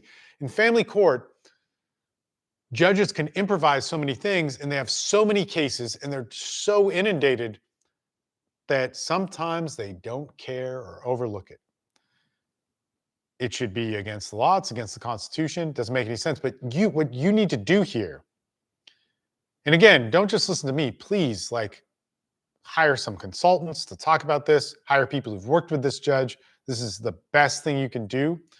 Get free consultations, whatever it is, but you need to understand how that judge works. Because if that judge is going to brush that off, you have to answer the enforcement. It's totally screwed up, right? How is this happening? This is why people get so nuts. But when that happens and they go, how is this happening? There's two things that they need to do. The first one is when shit hits the fan in family court, that's not a reason to give up. That's number one. Okay, if you have to give up for mental health, if you have to give up because you're depleted, if you have to give up because you just can't take it anymore, that's different. That's moving on for safety and all that sort of stuff. And that's for real. This is not talked about by people. We are dealing with hard cases with guys every day. And man, that's a for real thing. And there's a distinction between them that you need wisdom around you. Okay. But you also, the second thing you have to think of in this situation, when the shit hits the fan, in this case, if the judge does not care whether you didn't sign it or not and starts to move forward with this enforcement hearing, okay, you have to go, how does that get argued? How do I deal with it? How do I work the process in it? And it's so lowering, it's so degrading. But if you want to know how our guys win, it's because of that. And then I'll get guys who are fighting for the kids and arguing the Constitution, but I'm going to lower myself. Like, man, I want you to do your fight for the Constitution. I'm not trying to have an argument of your self-worth or whatever. I'm just telling you that your judge doesn't care and your kid is being kept from you. And I want you to do your Constitution thing. But if you want to get your kid through the judge or from whatever reason, you have to step through that BS and you have to go through it. And there's usually creative ways that aren't like what you think they are. Like the creative way, this isn't that creative, but you didn't sign. Well, if the judge steps forward with it, you know what the process is to argue that? Like if he signs something that you didn't sign and it's then enforceable or whatever, is you have to appeal it. You have to do like it's all screwed up, man. So you really have to understand the entire process. And that's almost impossible right now. And so you also should get around people who have done this before. It's really important, very difficult, right? So again, when I'm saying this, number one, this is not an excuse to give up. This is now the idea that you're in a game that is extremely complex and you need help, study, all this sort of stuff. Okay. And number two, you have to look at, okay, if the judge does step forward with this, what is the best way to make an argument? You cut it, you go, man, it sucks. I'm going to bitch about it to everybody. But now I got to focus on how I win this case in the way that it will be won. Any family court case is going to be won in a way that is just so odd. Now, sometimes it fits a consistent structure, but it's just almost never a structure that you would think exists. TikTok, I got to go. TikTok, man, I love doing these things, but you know what's sad about TikTok? I don't know why this is. Like, it's I don't know if it's because it switched ownerships or what, but like, man, I want to help guys, but be nice and do well. Oh, this is actually an interesting one. I'm gonna have to kill it because my phone's almost out of batteries, which is a real reason why I'm leaving. So it says 18 months supervision past the psych eval showed me no harm. Okay, let's look at the value of evidence. All right, pretty important. So in this question, we have a question about why somebody has supervised visitation, which is horrible. I'm not for this. I'm just trying to tell you how you can beat it, argue it, and what you need to do.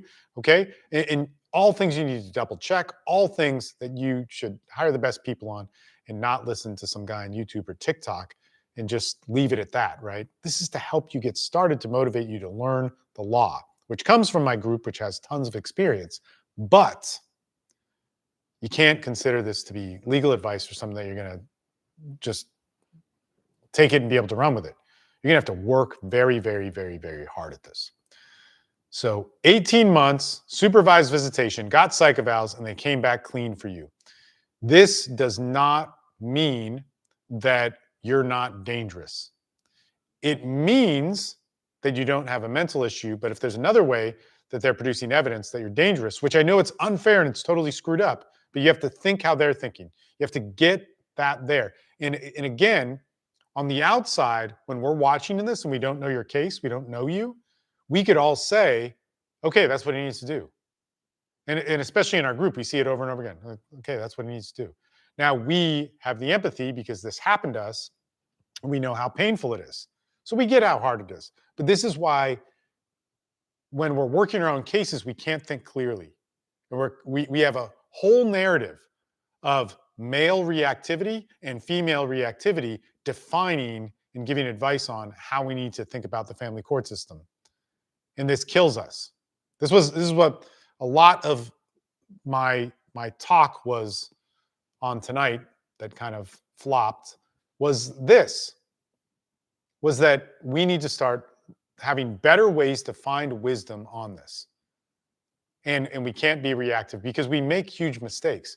So we have to go, okay, the psych evals at least didn't show there was something psychologically, different about me. But it doesn't prove the other claims of abuse accusations. Now, a psych eval, hopefully everybody got one. Now, this is where it starts to change. Psych evals with the kids included, which a lot of people don't want to do because it's the kids and and it costs way more, and your ex taking one are going to be really important because that's going to tell a bigger narrative of what has happened. And if something does come up there, then it could say, well, there was coaching or there was lying. Now, if that psych eval doesn't show up anything there with any of them, and it's just like, well, they're just all stressed out, which could happen. If there's that, then we have to move into other forms of evidence, which can be terrible for a guy, and especially when you're pissed off. And you should be pissed off, but you shouldn't be pissed off in front of third parties. And this is where you have to start looking at GALs and all these different things of how of different third parties that are important to the court system. Man, how about a mother claiming abuse, but 4 profs stating that the father has no safety concerns? I'm not sure what this is. How about a mother claiming abuse, but 4 proofs? I'm not sure that I fully understand this, but I'm going to say that a mother claiming abuse. There's more. How hard is this fight emotion? Okay. Nope, there's that. Okay. I don't fully understand that question, and my phone is running out of battery, so I'm going to go back to YouTube. You guys on TikTok, if you want to join this, you can go to the link in my profile. I would just, again, say sign up on my free community email list, but TikTok gave me nothing today. And you can go join the YouTube live stream because that's going to continue, but the phone's running out of batteries, so we got to go on here. So thank you, TikTok. It was real, man. So on YouTube, there's a bunch of stuff written in. Geez. Okay, it's been a year since I've seen my kids or talked to them, and she blocked it all the time at the beginning. Yeah, man. Parenting time case next week. All right. Okay. Well, all right. When we get to this one, so what I would want to know here, so we haven't seen our kids in a year, and mom is alienating them, blocking access, all these different things. What I would want to know is what is keeping you from them. Like, I'm not trying to be rude in this, but is it a protective order? Is it that she's running interference? Is it that she had a temporary protective order and it expired? What is the situation in that? Because that's going to kind of say what would be the different process in that and what to do. And so one of the reasons for this is so many men are disenfranchised for this. Like, one of the big things is we get tons of bad advice. It's like, quit, give up. Like, if you listen to anybody on the red pill, they're like, it's just fucked. Like, nobody's solving it, right? And it's not, right? It's really, really effed up. Really effed up. I'm going to agree with you on that. But like, you can do things to get certain access, and you might not know it. And that's one of the big points. Okay. So if you can't get access and there's no laws in place, then I would try and get some sort of access or try and get some sort of parenting time. And if you are not able to do that due to something legal, then you have to argue the legal thing first. So think about this. Like, if there is a protective order, all right, if that's there, you have to argue that before you really can argue anything else, because you've lost all rights. You kind of have and you haven't. Like, your parenting plan exists, but you can't see your kids. So you still have to pay child support. You still have to be responsible for all these things. You still have to, abide by whatever's in the parenting plan, but you're losing all rights. So you have to fight that first, and only that first. But if in your parenting plan, or in that there's no protective order, then the parenting plan is the guide, and then she's alienating. Now, if you walk into court and she's only been alienated, but you don't have this structured yet, like you don't have an argument, you say, she won't let me see the kids. She could say, he hasn't made the right effort to see the kids. And you're like, what the hell? I've messaged her and done all these things and da-da-da-da. So those things you like need to be careful with. And a judge may even say, like, why are you not seeing the child? Well, she didn't let me. That's not good enough. You would need to prove or show in a way that the court cares about how she's alienating you. And don't use the word alienation unless your court is used to ruling on it, but usually they're not. So you have to show that in the right way. Well, what shows that in the right way? This again, why we have to look at different evidence stuff, right? So what do the guys in the group do? They there's all these crazy things that they have to do, but when it's distilled, it starts with third parties. That's really important. So third parties that the court cares about. Guardian ad litems, and I get it, we have lots of problems with them. There's custody evaluators. There's court-appointed therapists. There could be supervised monitors, but those are kind of weak ones. There's all these different people that the court seems to trust that usually aren't the nicest to men. So you have to win them over. We have to start, like, one of the things in the next live stream is that we're talking about is like, if they don't like us, how do we win them over? And if we can win them over, or I'm sorry, if we start off on a bad foot, what does that mean? What are we trying to win them back over for? Is it possible? And when we're talking about winning somebody over, it's not like we're trying to trick them. We're trying to bring it back to an equal ground. We're trying to diffuse the bias against us, because we can't just say their bias, these are my rights later. Sadly, things in family court don't work that way, which is kind of what we're trying to say. So what we want to look at, to really understand this question, right, is I would need to know what it is, like, was there a protective order? Was there not? Why haven't you seen the kids? I get, like, if she's making it really hard, but then you have to be able to argue that properly in court. So let me see. She moved and didn't give me the new address. Okay. So then you would have to start doing things like requesting the address. You need to request to get on, like, Talking Parents or one of the apps that the courts care about. She didn't let me talk to them for 6 months. Then an abuse order, no court order or prior court orders in Mass. Okay. This was my question on TikTok. Okay. The mother has claimed physical abuse by the father. Well, thanks for coming to YouTube. The mother,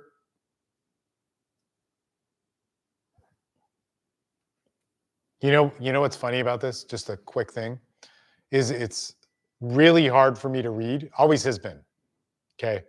And I've written a ton of stuff and made money at it. And I can't reread what I write.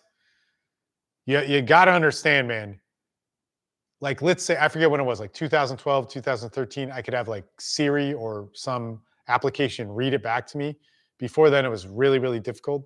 And now you can make it talk. So that's a lot better and that sort of thing. But hard time reading, massively dyslexic, and forced myself to read so much when I was in my early 20s, all these crazy books. I'm really grateful for it, but it's very hard, as you can tell, for me to read here. Very, very hard. Which is also the problem with the script thing in the beginning of this. Man, that pisses me off because I have to do it in a certain way where I can properly see it.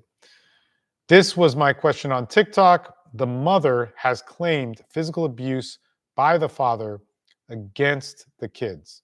Okay, the GAL, therapist, and 2 visitation facilitators have testified to no safety concerns. Okay.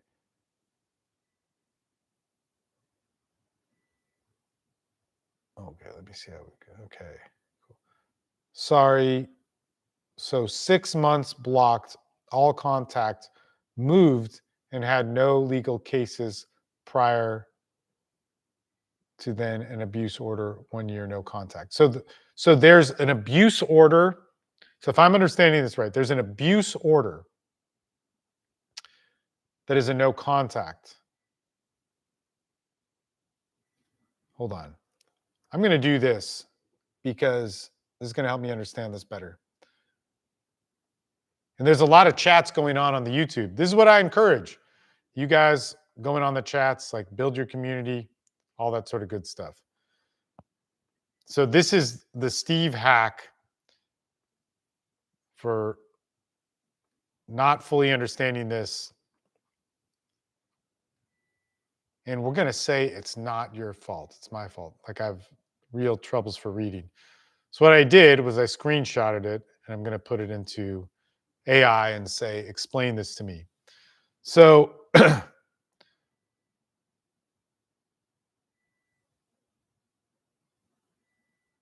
so it's describing a custody situation. The other parent moved out without giving an address, no contact for blocking contact for 6 months, no prior court case, but eventually abuse order was issued. Okay, so an abuse order was issued, and the result was 1 year, no contact with the children. Okay, so that's the first thing that you need to argue, and that's important.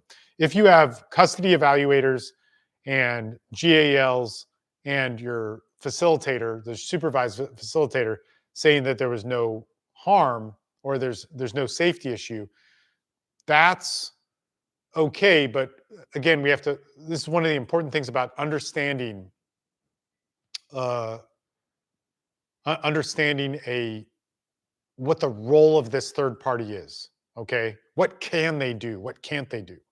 So one of the things that they can do is what they did. They say there's no safety issues, but then that doesn't disprove that this was made up or whatever, or that abuse didn't happen. It just says that they don't have issues with it, which is positive, and we want that. This is a really good step forward.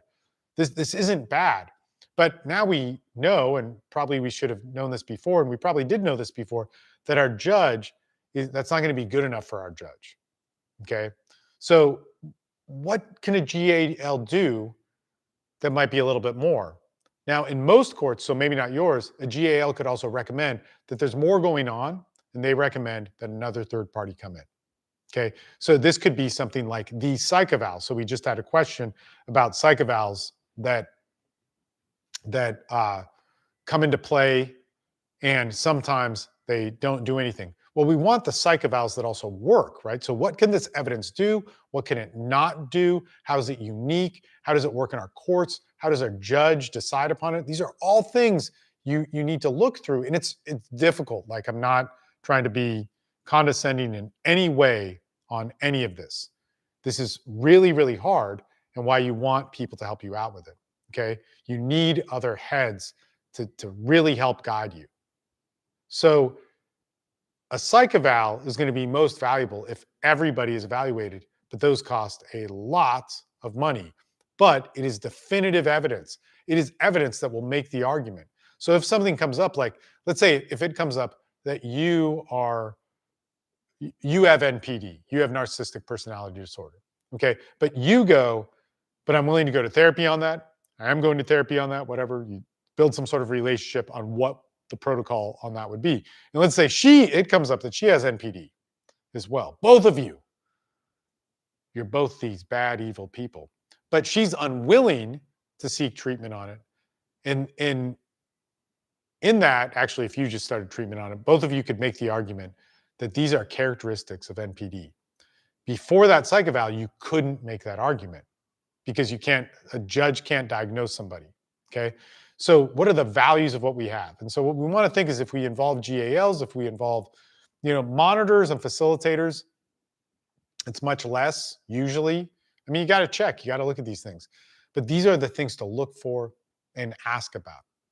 A GAL can oftentimes recommend that there's more things to add. So it gets like overwhelming. And within this, when this happens to me, I can't think. So I have other people think for me. It's so hard, but it is the way. All right.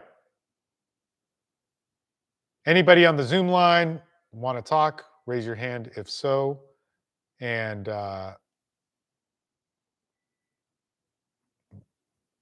if not, I'm going to go.